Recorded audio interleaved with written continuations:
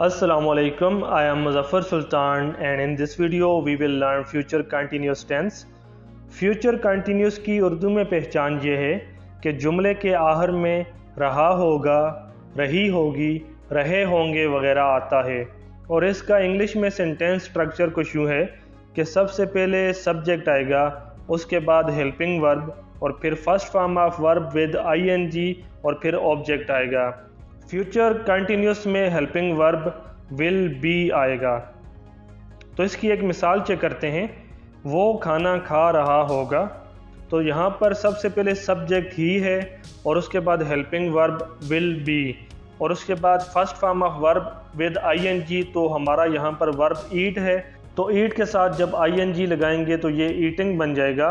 और फिर उसके बाद हमारा ऑब्जेक्ट और वो है मील। He will be eating meal, वो खाना खा रहा होगा। तो इसकी नेगेटिव मिसाल चेक करते हैं।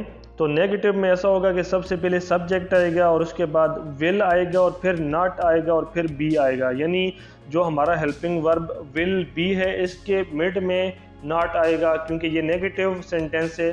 तो यहाँ पर हमारा जुमला कुछ यूँ बन जाएगा, he will not be eating meal, वो खाना नहीं खा रहा होगा।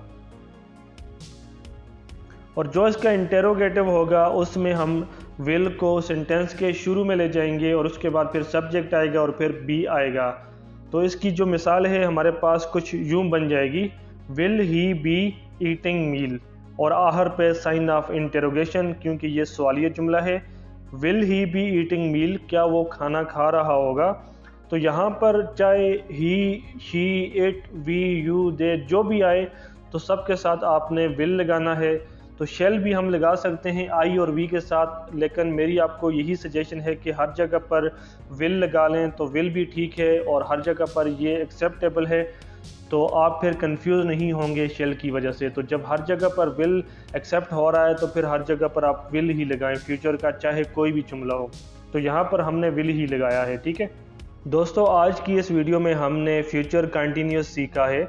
जो हमारी नेक्स्ट आने वाली वीडियो होगी उसमें हम परफेक्ट सीरीज शुरू करेंगे। तो अभी मैं उम्मीद करता हूँ कि आपको इस तरीके से सही समझ आ रही होगी। तो फिर मिलते हैं नेक्स्ट वीडियो में, तब तक अपना ख्याल रखिएगा। अल्लाह हाफिज़।